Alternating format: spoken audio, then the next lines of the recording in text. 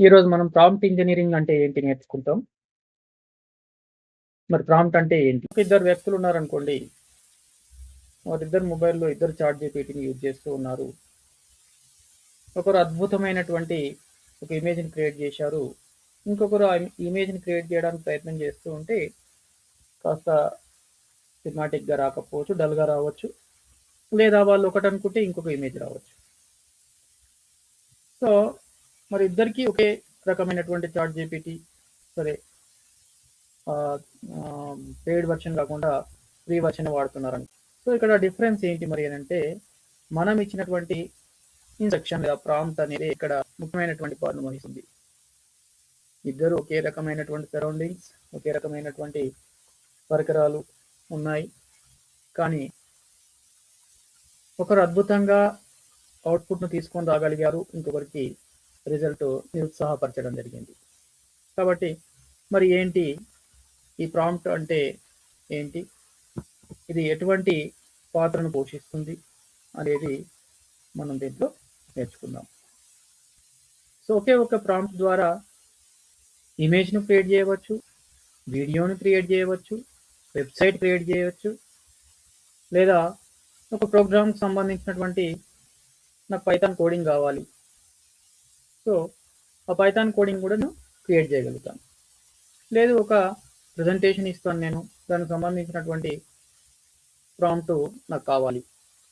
So, ఆ ప్రాంప్ట్‌ను ఇవ్వడం ద్వారా ఆ ప్రెజెంటేషన్‌కు సంబంధించినటువంటి రిజల్ట్స్‌ను నేను రాబట్టుకోవచ్చు. సో, ఇక్కడ ఒక ఎగ్జాంపుల్ చూద్దాం మనం. మరి ప్రాంప్ట్‌ను ఏ విధంగా ఇవ్వాలి అనేది ఇక్కడ చూసినట్లయితే, bad prompt versus good prompt అని ఇక్కడ చూడండి. మనము ఒక ప్రాంప్ట్ ఇచ్చాము. సింపుల్‌గా రైట్ అనే ఆర్టికల్ అని ఇచ్చాము. సో, ఏమని చెప్తున్నాము? ఒక ఆర్టికల్ రాయమని చెప్తున్నాం అంతే. అంటే అక్కడ దేనికోసం ఆర్టికల్? ఏ లాంగ్వేజ్‌లో రాయాలి? దానికి సంబంధించినటువంటి ఆడియన్స్ ఎవరు? అనేది దీంట్లో ఎటువంటి వివరాలు ఏమీ లేకుండా సింపుల్‌గా రైట్ అన్ ఆర్టికల్ అంటున్నాము. మనం ఇచ్చేటటువంటి ప్రాంప్ట్ అనేది క్లియర్‌గా లేదు. కాబట్టి అక్కడ ఒక అంబిగ్యూటీ అనేది ఏర్పడుతుంది. మనము సెకండ్ ప్రాంప్ట్ చూద్దాం.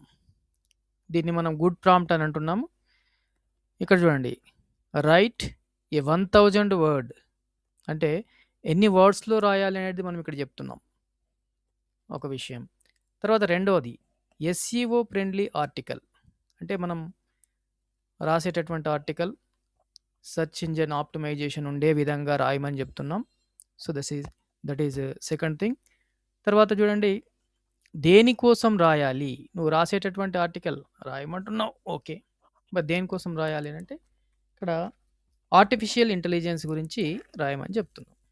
అంటే క్లియర్‌గా విషయం ఏ విషయం మీద రాయాలి అనేది కూడా వివరిస్తున్నాం. తర్వాత దానికి సంబంధించినటువంటి ఆ అవుట్‌పుట్ నేను దేనికి వాడతాను అనంటే ఫర్ బిగినర్స్ ఇన్ తెలుగు. ఈ ఆర్టిఫిషియల్ ఇంటెలిజెన్స్ అనేది ఎవరికి వివరిస్తున్నాను నేను? తెలుగు బిగినర్స్‌కు. తెలుగు లాంగ్వేజ్‌లో ఉండాలి. అదేవిధంగా అప్పటి వరకు ఆర్టిఫిషియల్ ఏఐ అంటే నాలెడ్జ్ లేని వాళ్ళు, స్టార్టింగ్ నాలెడ్జ్ ఉన్న వాళ్ళకు నేను వివరిస్తున్నాను. సో, ఇక్కడ మరి ఏమవుతుంది? ఆ ఏఐ టూలు దీన్ని కరెక్ట్‌గా సరియైన ప్రాంప్ట్ మనం ఇచ్చాము. అట్లాంటి డిజైర్డ్ అవుట్‌పుట్ రావడానికి ఇక్కడ అవకాశం ఉంటది చూడండి. సో, మొదటి ప్రాంప్ట్‌లో మాత్రం డిజైర్డ్ అవుట్‌పుట్ మనం ఆశించినటువంటి అవుట్‌పుట్ మన మనసులో అనుకున్నాము. కానీ ఇక్కడ దానికి ప్రాంప్ట్ ఇచ్చేటప్పుడు సరైన ఇన్‌స్ట్రక్షన్స్ మనం ఇవ్వలేదు కాబట్టి this is bad prompt and this is good prompt. Okay. Prompt అంటే ఏంటి తెలుసుకున్నాం. ప్రాంప్ట్‌లో రకాలు అంటే గుడ్ ప్రాంప్ట్ అంటే ఏంటి? బ్యాడ్ ప్రాంప్ట్ అంటే ఏంటి తెలుసుకున్నాం. మరిప్పుడు ఈ ప్రాంప్ట్ ఎలా ఉండాలి? ఈ ప్రాంప్ట్‌కున్నటువంటి ఫార్ములాస్ ఏంటి?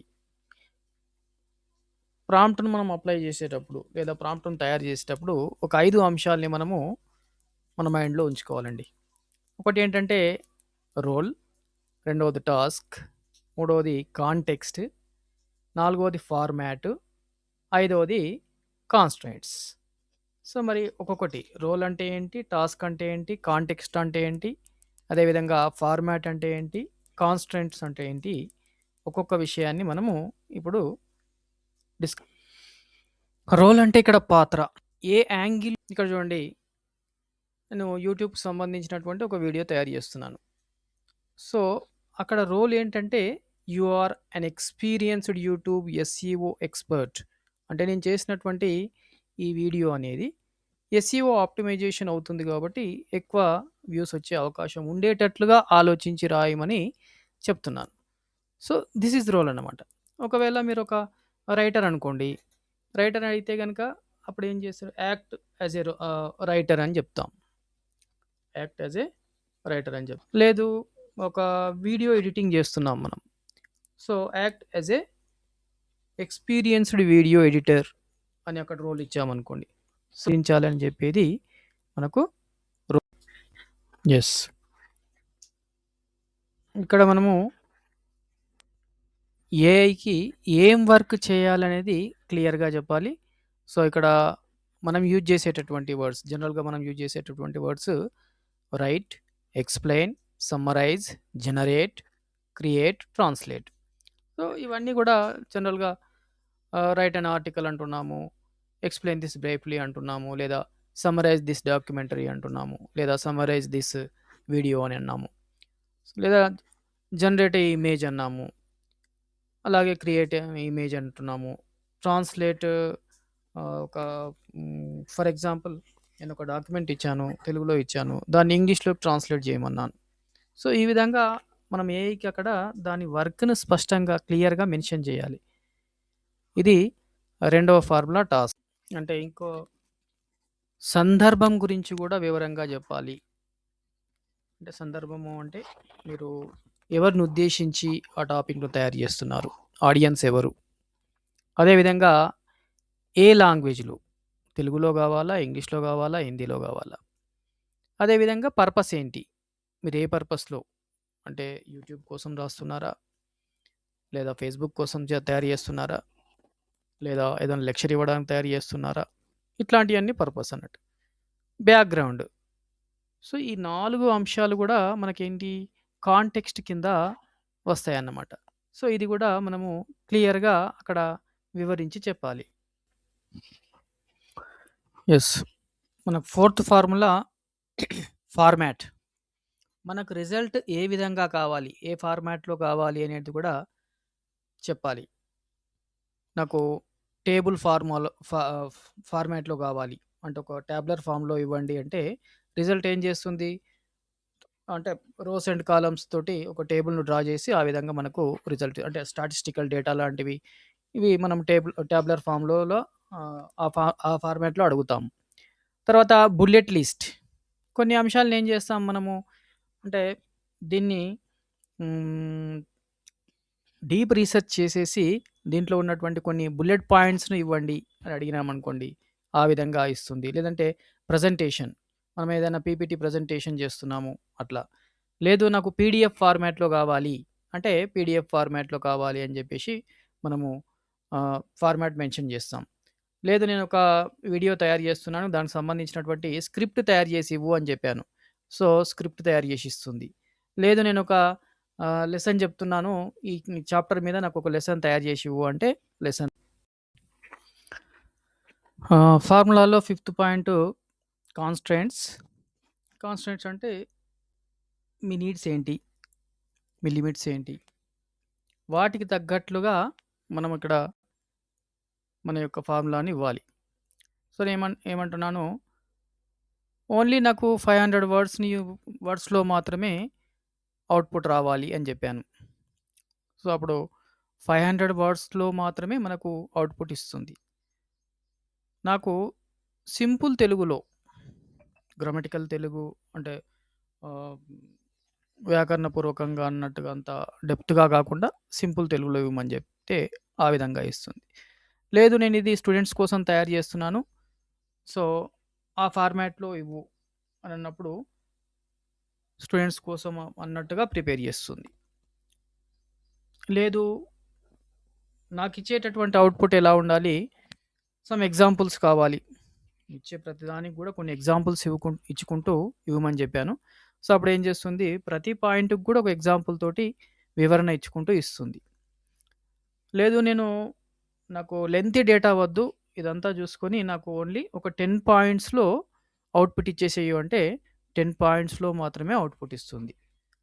సో, ఇదన్నమాట. అంటే ఈ విధంగా మనము ఈ 5 పాయింట్స్‌ను మెన్షన్ చేసుకుంటూ ఈ 5 ఫార్ములాస్ అప్లై చేస్తే గనక మనకు డిజైర్డ్ అవుట్‌పుట్ అనేది ఇప్పుడు ఒక ఎగ్జాంపుల్ చూద్దాం మనం. ఒక కంప్లీట్ ప్రాంప్ట్ అనేది ఏ విధంగా ఉంటుంది అనేది.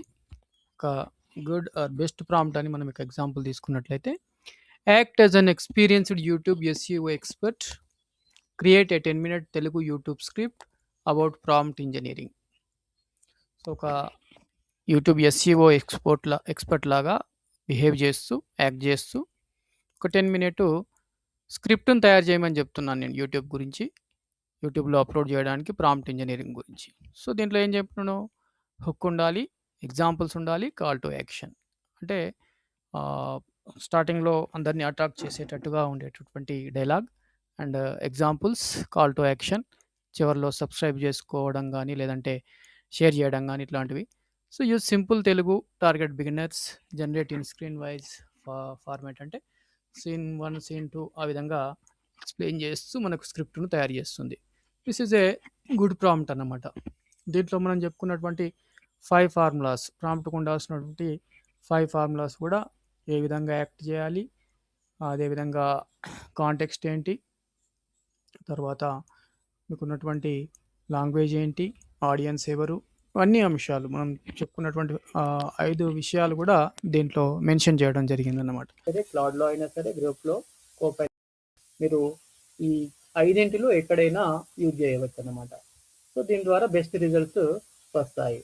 ఓకే. ఇదండి టోటల్‌గా ప్రాంప్ట్ ఇంజినీరింగ్ ఆర్ ప్రాంప్ట్ ఏ విధంగా ప్రాంప్ట్ ఇవ్వాలి అనేది, గుడ్, బ్యాడ్ ప్రాంప్ట్స్ గురించి మనం ఈరోజు నేర్చుకోవడం జరిగింది. మరి ఇట్లాంటి ఏఐ వీడియోస్ మిస్ కాకుండా ఉండాలంటే మీరు వెంటనే మా సక్సెస్ లైబ్రరీ తెలుగును సబ్స్క్రైబ్ చేసుకోండి. ఒకవేళ ఈ వీడియో మీకు ఉపయోగపడింది అని అనుకున్నట్లయితే ఒక లైక్ ఇవ్వండి. మీకు ఇంకేమైనా డౌట్స్ ఉంటే గనక దీంట్లో మరి ప్రాంప్ట్స్ గురించి కూడా ఏమైనా డౌట్స్ ఉంటే కామెంట్ సెక్షన్‌లో కామెంట్ చేయండి. మీ ఫ్రెండ్స్ తోటి కూడా ఈ వీడియోని షేర్ చేసుకోండి. Thank you. Thank you very much. Next వీడియోలో మనం అడ్వాన్స్డ్ టెక్నిక్స్ అంటే ప్రాంప్ట్ ఇంజినీరింగ్ మీద ఇంకా అడ్వాన్స్డ్‌గా ప్రొఫెషనల్ స్థాయిలో ఏ విధంగా మనము ప్రాంప్ట్స్ రాయాలి అనేది నేర్చుకుందాం.